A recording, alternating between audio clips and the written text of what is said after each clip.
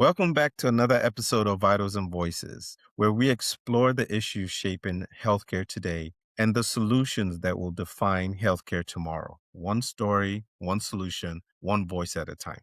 I'm your host, Dr. Felucia Ogunfiditimi. Recently, I came across a report that should concern every healthcare leader, clinician, policymaker, or patient in America. According to the Center for Healthcare Quality and Payment Reform, more than 700 rural hospitals across the United States are at risk of closure, with hundreds considered to be at immediate financial risk. At first glance, this may appear to be just another story about healthcare economics, maybe reimbursement challenges, or struggling balance sheets.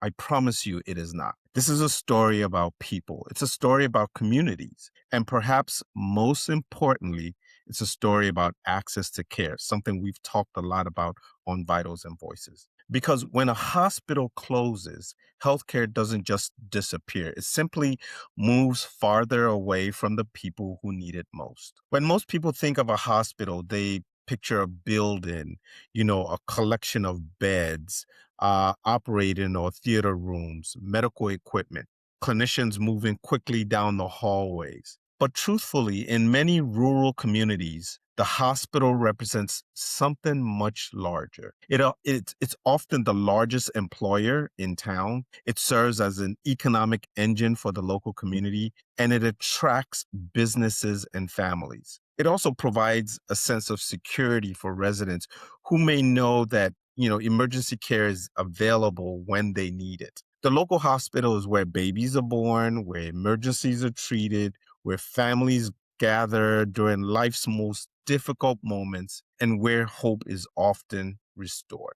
So when the hospital closes, a community loses far more than a healthcare facility. It loses a critical piece of its identity. Now, over the past decades, more than 100 rural hospitals have closed their doors. Many more have eliminated services such as labor and delivery, behavioral health services, or emergency care in an effort to, survive financially. For residents living in more metropolitan areas, the concept of losing a hospital may seem difficult to imagine.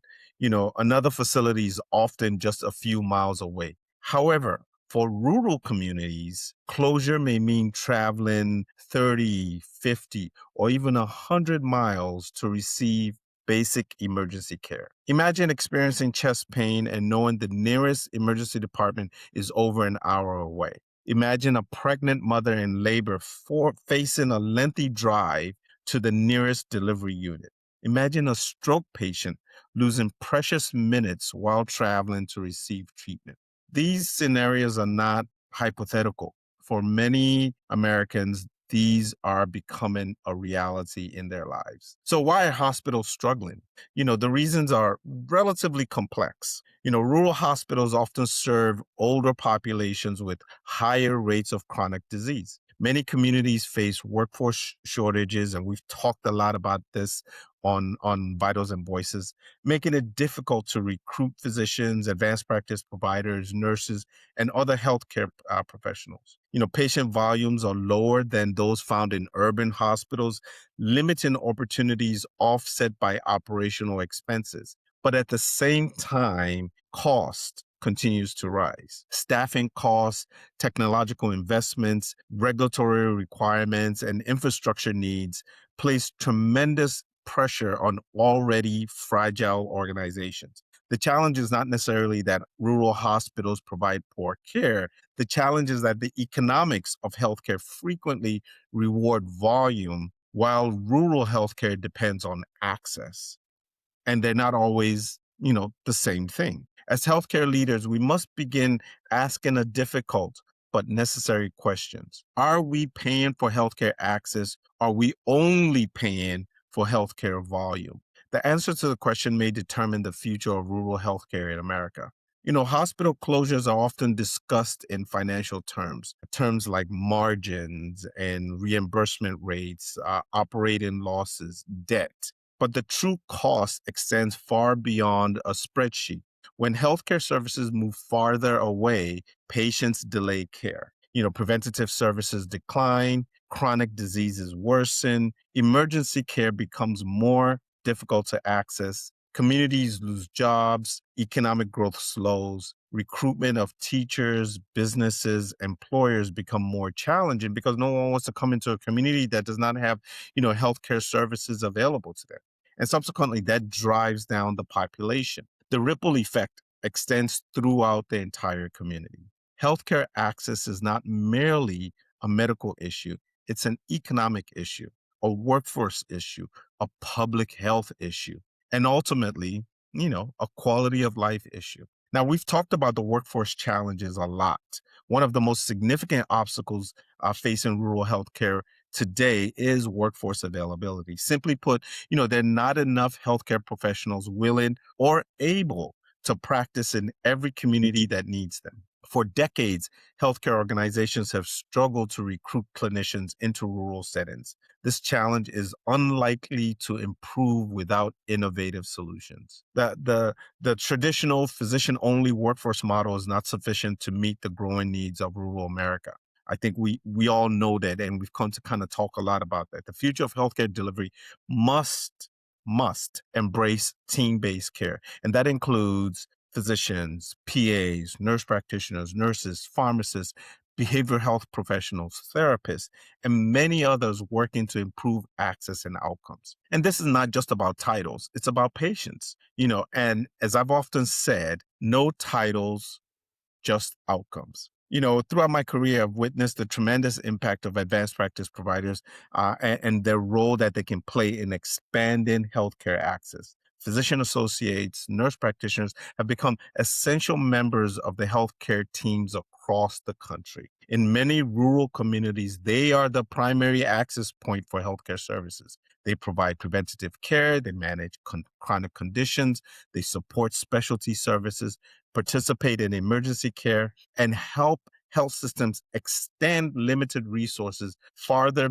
than would otherwise be possible. The question should no longer be whether advanced practice providers are part of the solution. The question should be how effectively are we utilizing them?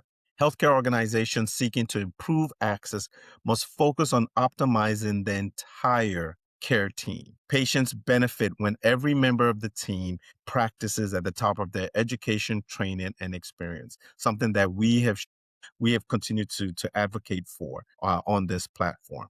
The challenges facing rural healthcare are significant, but they're not insurmountable.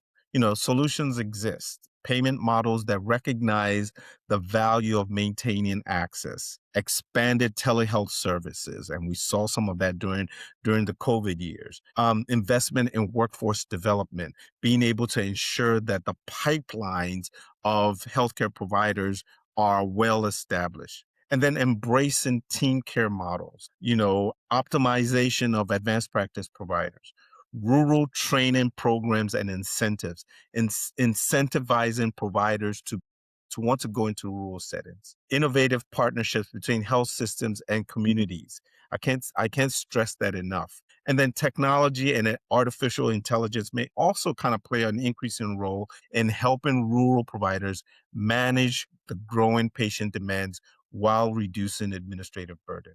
However, no single solution will solve the problem alone, but together they offer a pathway towards sustainability. I've talked about the three P's on this platform: patient, practice, and profession. Patients, practice, and profession.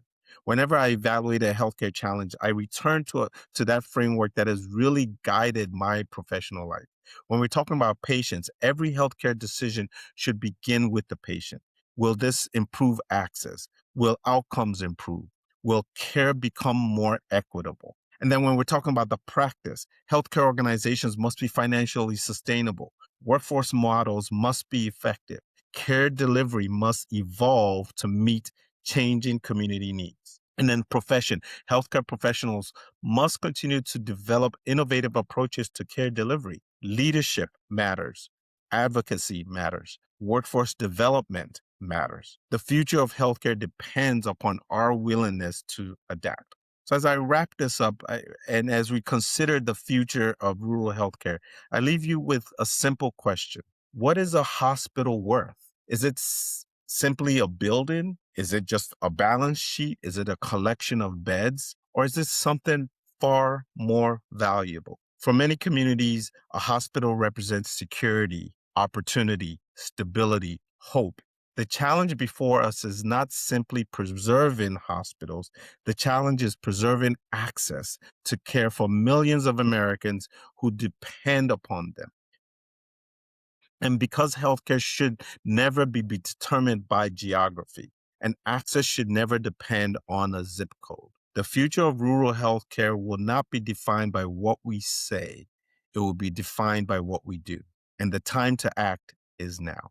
Thank you for listening to another episode of Vitals and Voices. And if you really feel that this work has really touched you, subscribe to my website, subscribe to my podcast, Vitals and Voices on Substack, as we continue to have this dialogue and have this discussion. Because every story matters, every solution counts, and every voice deserves to be heard. I'm your host, Dr. Felucia Ogunfitimi. Have a great day.